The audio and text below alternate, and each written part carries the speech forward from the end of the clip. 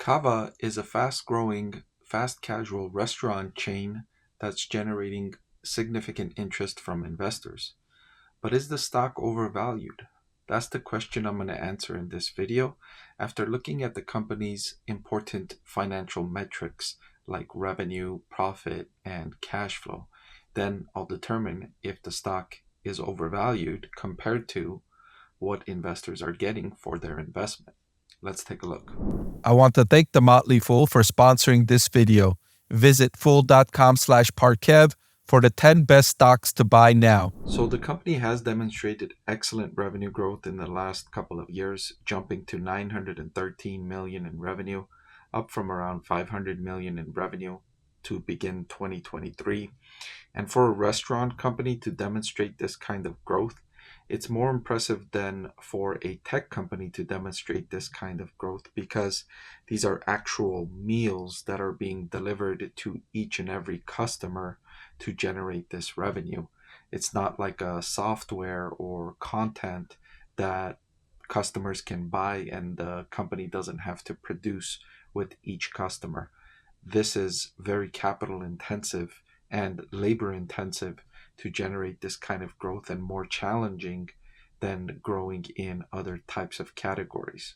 Perhaps more impressively than the revenue growth they've generated is the improvements in profit margins. They now are at 6.12% operating margin on a trailing 12-month period, and they're still very early days in their expansion. There's a large opportunity ahead for this. I think of Cava Group as the Mediterranean version of Chipotle.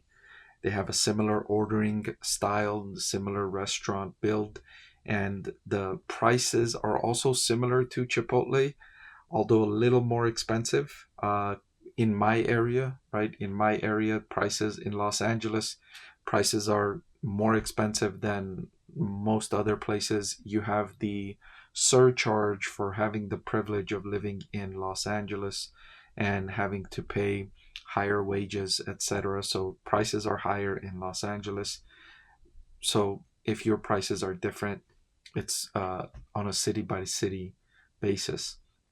And so at larger scale, you can imagine Cava Group being able to generate operating margins much larger than where they are today if they can already generate this kind of operating margin at such a small scale. You can see a similar trend with their cash flow from operations to sales over a trailing 12-month period at 17% is very impressive, considering also not only their smaller scale, but also the capital intensity of a restaurant business.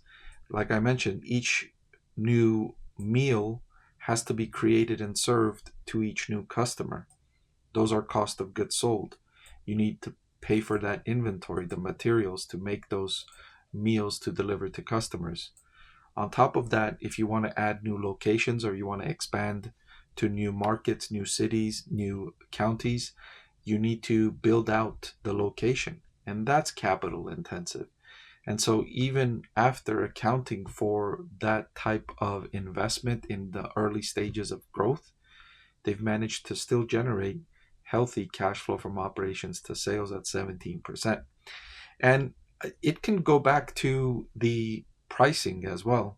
I mentioned that the meals are expensive, and when you can generate demand even at that higher price, that helps your unit economics because now your per ticket or per order or per customer that comes in is spending more dollars. So that can justify the investments in the infrastructure, the location, the labor, the materials to have that available for customers if customers are willing to spend that money.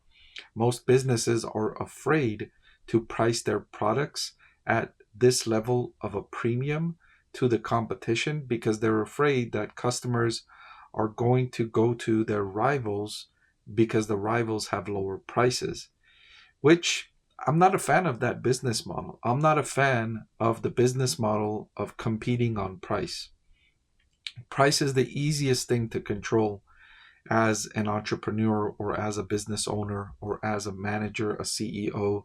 The easiest thing to do when your sales are struggling is say, all right, let's lower price. That's, that doesn't take very much imagination, doesn't take very much business knowledge or skill. You just say, hey, let's cut the price, right? That's going to stimulate demand. Well, yeah, it might, but if it's easy for you to cut the price, think about what's going to stop your competition. If you have a restaurant across the street that's selling burritos at $12 and you're selling, I forget what Cava Group's uh, meals are called. I had some the other day too. Very tasty.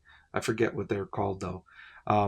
They're Let's say they're selling their products at $18, whereas the burritos are $12 across the street, and they fear that they're losing competition because of price. And they say, well, let's lower the price of our burrito from 18 to 15. I'm sorry, let's lower the price of our product from 18 to 15. Well, then your competition across the street will notice that and they can lower their price also. And so then you might then lower your price again. They can lower their price again. A race to the bottom, not where you want to be, right? So I'm not a fan of that business model. I like businesses like Cava that sell their products at premium prices and they still generate consumer demand. That demonstrates to me that they have skill in business. They have imagination. They know how to generate consumer demand, not solely on price, not just on having the best price.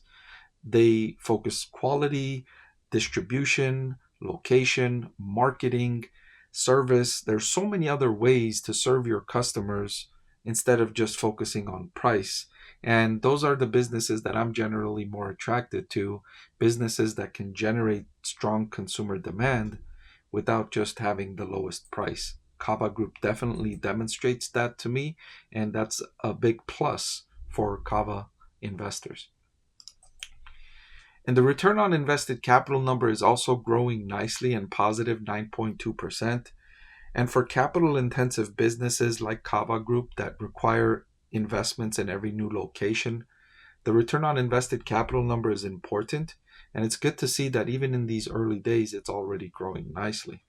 So across the board, the metrics that I've looked at for Cava Group, the experience, I visited Cava Group, the experience, the quality, everything is excellent. It's definitely a premium business that deserves a premium valuation. But how much of a premium? Well, let's look at the valuation to see if it's justified or if it's too expensive. So I measured Cava Group on a price to earnings and the price to free cash flow basis. On a price to free cash flow at 308, it's very expensive. And at a price to earnings of 132, it's also very expensive. It's trading at about 6 or 7 times the value of the average stock in the S&P 500. I mentioned earlier, it's better than the average stock in the S&P 500. I would say even it's way better than the average stock in the S&P 500. You're already seeing excellent business execution, and you see an opportunity ahead for growth to multiple thousands of locations, similar to Chipotle's at, multiple thousands of locations. I don't see any reason why Cava Group cannot grow to a similar size of Chipotle. However, this valuation is too much in my opinion. The premium, I would be willing to pay a premium price for Cava Group stock, but this premium is overdone. So I will say that even though it's an excellent business, I do feel that it's overvalued right now. Hey everyone, so many of you have been asking about my investing strategy, and I'm excited to announce that I've written a book that's available for sale now that describes my 6-step investing framework for evaluating stocks. I've added the link in the description below.